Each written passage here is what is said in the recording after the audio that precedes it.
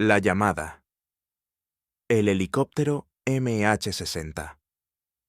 Black Hawk temblaba como un animal herido bajo el azote de la lluvia tropical.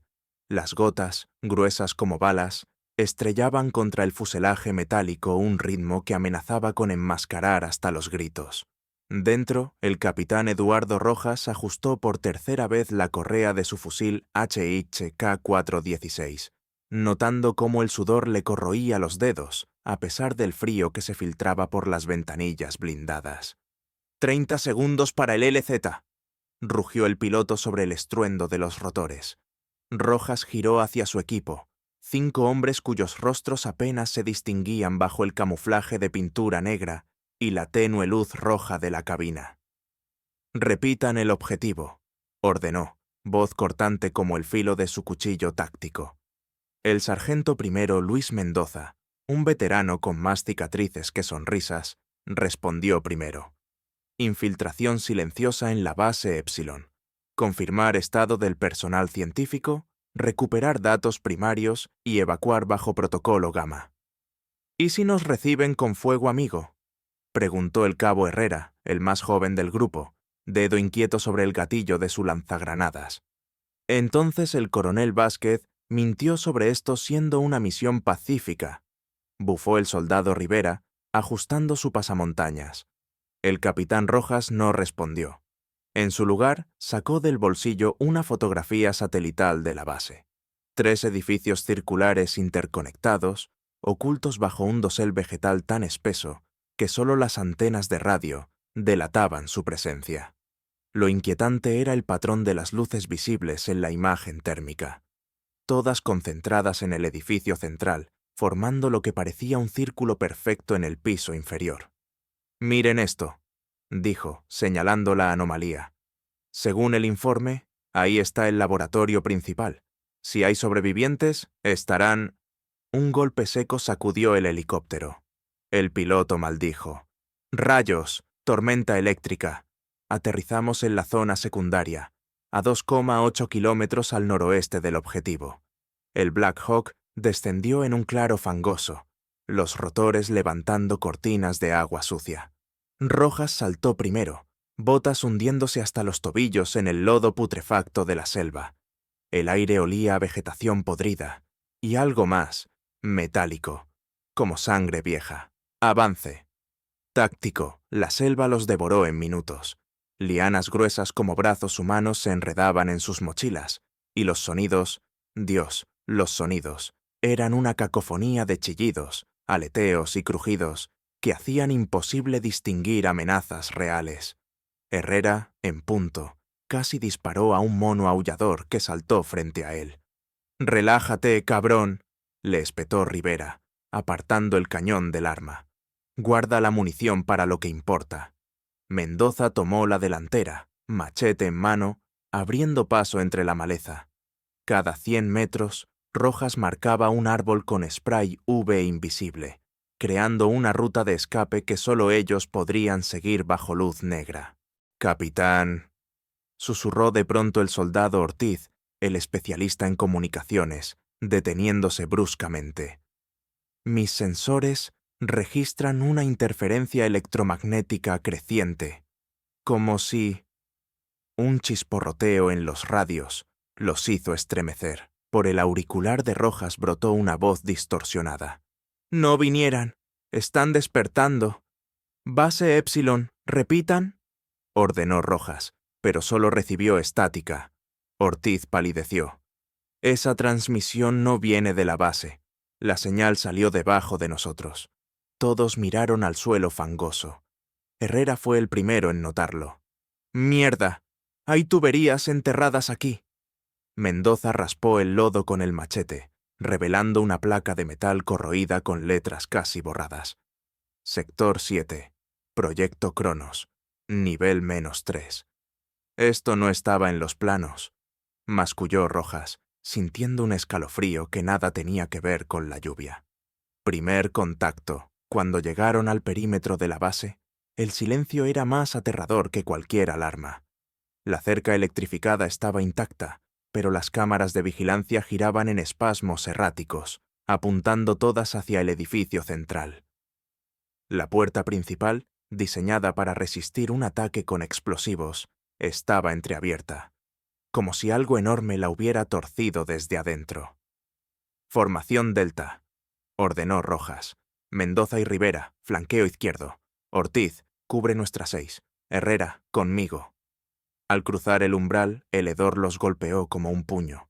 Carne descompuesta mezclada con un aroma químico dulzón que les hizo arder los ojos. El primer cadáver yacía a 3 metros de la entrada. Era un hombre con bata de laboratorio, boca abierta en un grito eterno. Su torso había sido desplegado como un libro, costillas separadas en ángulos imposibles para exponer órganos que se movían. Pequeños hilos plateados, casi líquidos, serpenteaban entre sus vísceras.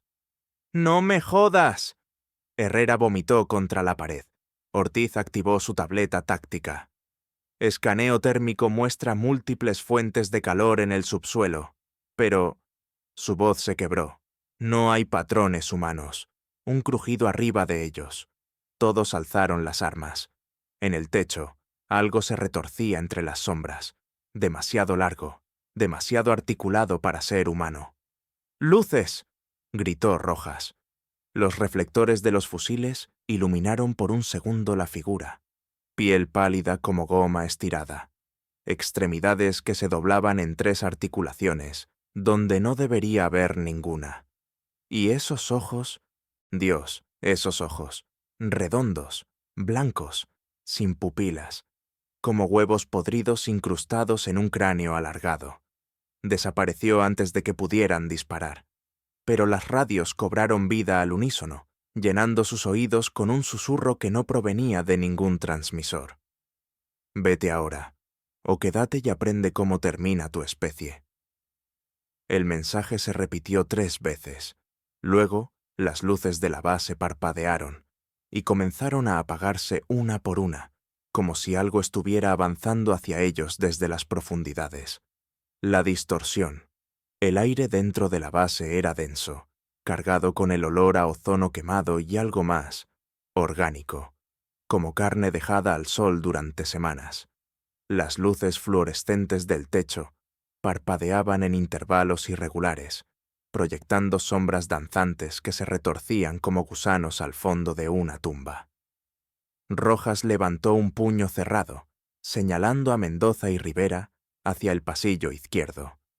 Herrera y Ortiz cubrían la derecha, mientras él avanzaba hacia el centro, el cañón de su HK-416 trazando líneas invisibles hacia cualquier amenaza. «Térmicos activados», susurró Ortiz, su voz temblorosa a través del intercomunicador. «Hay cosas moviéndose dentro de las paredes». «¿Cosas?», gruñó Mendoza, apretando su fusil. «¿Qué clase de mierda de reporte es ese, Ortiz?» «No sé cómo describirlo». Ortiz miró su pantalla táctil, los ojos dilatados. Las formas no son sólidas, se desvanecen y reaparecen, como si el edificio estuviera respirando. Un golpe seco resonó desde el fondo del pasillo. Todos giraron hacia el sonido. El primer cuerpo, la puerta del laboratorio secundario estaba abierta, balanceándose levemente, como si alguien acabara de pasar. Dentro, el espectáculo era digno de una pesadilla. Un científico yacía sobre una mesa de acero, sujetado por correas de cuero reforzado. Sus ojos habían sido extraídos con precisión quirúrgica, dejando 2 agujeros negros y húmedos. Pero lo peor era su boca, cosida con alambre de púas, que se hundía en la carne hinchada de sus mejillas. Sobre su pecho, alguien había colocado un objeto metálico, pequeño y oblongo, que emitía un zumbido casi imperceptible. «No toquen nada», advirtió Rojas, acercándose con cautela. Herrera, sin embargo, no pudo contenerse. Con un movimiento brusco, levantó el objeto. Fue como si hubiera activado una bomba. Las paredes gimieron. Un sonido agudo, como metal retorciéndose bajo presión extrema, llenó la habitación. Ortiz gritó cuando su tableta explotó en sus manos, enviando esquirlas de plástico y cristal a su rostro. «¡Maldición, Herrera!». rugió Mendoza, limpiando sangre de sus ojos. ¿Qué carajo hiciste? Antes de que el cabo pudiera responder, el cadáver del científico se movió. Sus dedos, pálidos y rígidos, se cerraron alrededor de la muñeca de Herrera. La boca cosida se abrió con un desgarro crujiente, el alambre cortando carne como mantequilla. De su garganta brotó un sonido que no era humano. 24, agosto, 2027. Luego, el cuerpo se desplomó, inerte. El objeto que Herrera sostenía ahora brillaba con una luz roja pulsante. «Tíralo», ordenó Rojas, demasiado tarde. La primera muerte. El pasillo exterior se iluminó de repente con un destello cegador. Algo grande se movía allí, arrastrándose con un sonido húmedo contra el suelo. «Contacto, disparen a todo lo que se mueva», gritó Rojas, retrocediendo hacia la sala.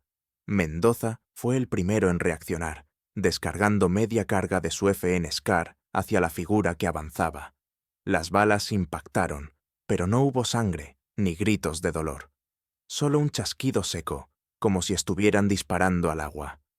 La cosa en el pasillo se irguió entonces, revelando su verdadera altura. Casi 3 metros, con extremidades que se doblaban en ángulos imposibles. Su piel, si es que podía llamarse así, absorbía la luz, como si estuviera hecha de la oscuridad misma. Pero eran sus ojos lo que heló la sangre en sus venas, grandes, blancos, sin pupilas. «No aprenderán», susurró una voz que no provenía de la criatura, sino de dentro de sus cabezas. «Siempre tocan lo que no deben».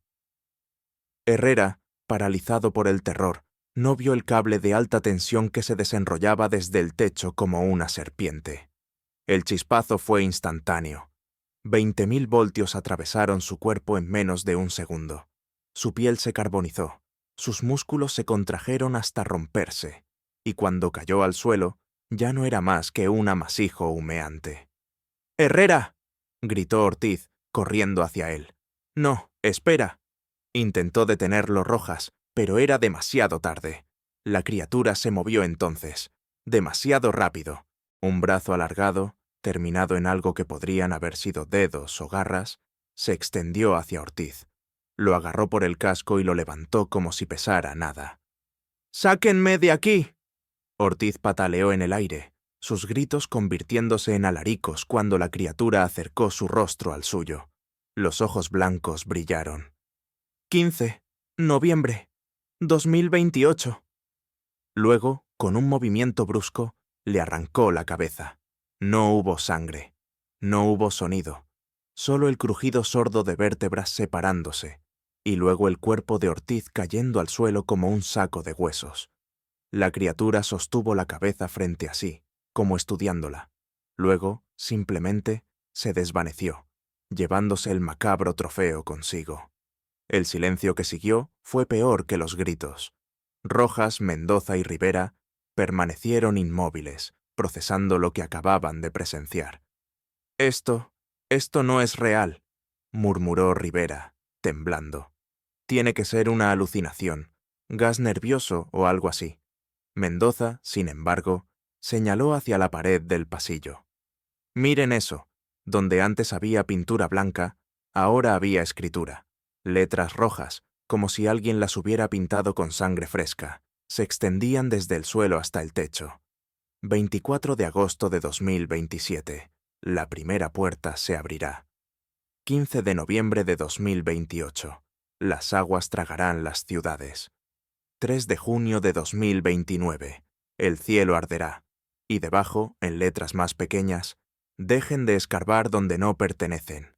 ¿Qué mierda es esto? Rivera se acercó, tocando las letras. ¿Alguna clase de profecía? El instinto de Rojas gritaba que debían irse. Ahora. Pero sabía que si volvían sin respuestas, Vázquez los enviaría de vuelta. O peor, los declararía locos y los encerraría en algún agujero psiquiátrico militar. «Mendoza, revisa el cuerpo de Herrera. Rivera, conmigo», ordenó, avanzando hacia el fondo del pasillo, donde una puerta marcada como laboratorio principal permanecía entreabierta. Lo que encontraron dentro los hizo olvidar, por un momento, el horror que acababan de presenciar. El corazón de la pesadilla. La sala era circular, con paredes cubiertas por pantallas de computadora destrozadas y pizarras llenas de ecuaciones que no seguían ninguna lógica humana. En el centro, un objeto flotaba sobre una plataforma metálica, suspendido en el aire sin ningún soporte visible. Era pequeño, no más grande que un balón de fútbol, pero su forma cambiaba. Un momento parecía una esfera perfecta, al siguiente un poliedro de 1000 caras, luego algo que los ojos de Rojas se negaban a enfocar. «Dios mío», susurró Rivera. Rojas se obligó a mirar hacia otro lado, notando los cadáveres alrededor. 12 científicos, todos vestidos con trajes de contención, todos muertos de formas distintas, uno fusionado con una computadora, su carne y el metal mezclados en una aleación grotesca. Otro congelado, sus ojos reventados por el frío extremo. Una mujer con el cráneo abierto desde dentro, como si algo hubiera crecido en su cerebro y lo hubiera hecho estallar. Y en medio de ellos, un diario abierto, con una entrada final escrita con urgencia. No es un portal, es una alarma, y la hemos activado. Ellos vienen, los vigilantes, los que esperaron antes de que el tiempo existiera. Nos juzgarán, nos purgarán. 24-8-2027 es el principio. Dios ayude a la humanidad. Fue entonces cuando las luces se apagaron por completo, y en la oscuridad algo grande comenzó a respirar. El juego de los espejos.